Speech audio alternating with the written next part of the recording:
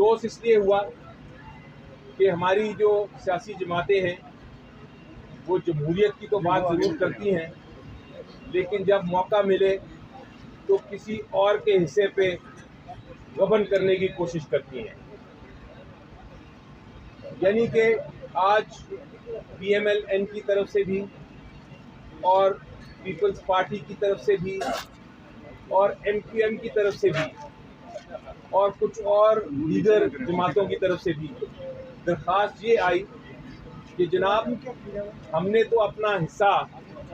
अपनी जितनी हमारी सीटें थी उसके मुताबिक अपना हिस्सा ले लिया है, माइनॉरिटी सीट्स का और विमेन सीट्स का, लेकिन अब ये जो हिस्सा पीटीआई के कैंडिडेट्स को जाना है आइन के मुताबिक, वो हिस्सा भी हमें ही तकसीम कर दें।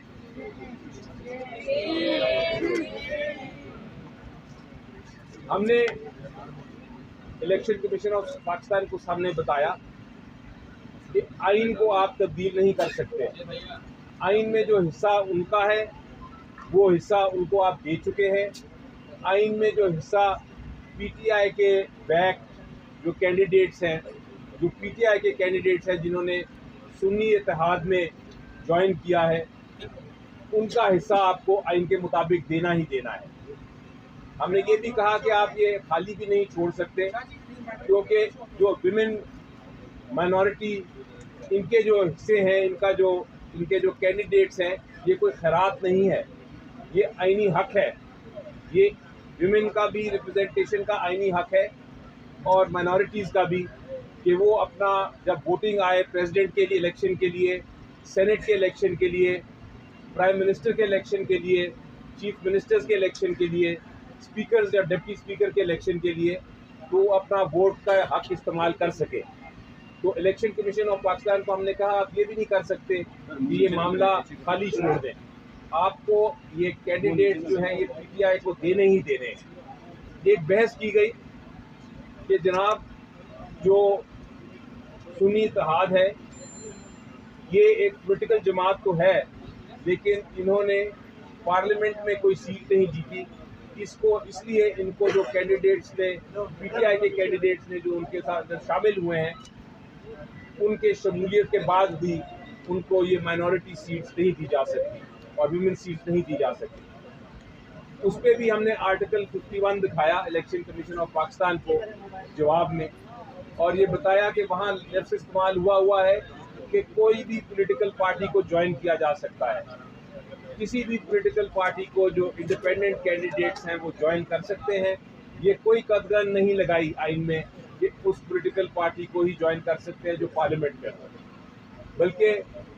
पाकिस्तान की आइन में पार्लियामेंट्री पार्टी को अलग एक हैसियत दी गई है। वहाँ वो लफ्ज़ इस्तेमाल हुआ है आर्टिकल 51 में पॉलिटिकल पार्टी सिर्फ। दूसरी बहस ये की गई कि जनाब सुन्नी इत्तेहाद ने लिस्ट नहीं दी। हमने उसका जवाब दिया कि बिल्कुल दुरुस्त है, लिस्ट नहीं दी, लेकिन इसमें कहाँ कदगन है कानून में कि आप दोबारा लिस्ट नहीं दे सकते। अब जबकि सुन्नी इत्तेहाद में इतने सारे जो कैंडिडेट्स हैं वो ज्वाइन कर गए हैं, उनकी तादाद पाकिस्तान में सबसे मेजॉरिटी में आ गई है, तो आपको कोई कदगन नहीं है इलेक्शन कमीशन ऑफ पाकिस्तान के ऊपर कि वो दोबारा से एक शेड्यूल अनाउंस करके इन विमेन जो हमारी सारी कैंडिडेट्स हैं, माइनॉरिटी के जो कैंडिडेट्स हैं, उनकी स्क्रूटनी करके उनको रिजर्व सीट्स दे दें। यही इंसाफ का तकाजा है। बहरहाल ये सारी बहस हुई और उस बहस के बाद अब इलेक्शन कमीशन ऑफ पाकिस्तान ने जजमेंट को रिजर्व कर दिया है। तो उम्मीद तो मेरी ये है, हम सब की उम्मीद ये है कि आइन और कानून के मुताबिक फैसला होगा और फिर हम इंशाल्लाह आगे चल सकेंगे। अगर ये नहीं हुआ, अगर हमारी सीटें छीन के तो दे दी गई, पीएमएल-एन या पीपल्स पार्टी में बांट दी गई, अगर ये गबन जो है गैर कानूनी गबन वो अगर हो गया तो फिर हम ज़रूर सुप्रीम कोर्ट जाएंगे। लेकिन ये एक इतनी बड़ी आइन शिकनी होगी कि उसके बाद प्रेसिडेंट का भी इलेक्शन, सेनेट के भी इलेक्शन,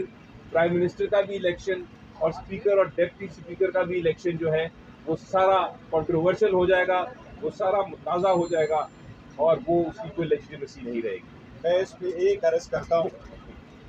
आईन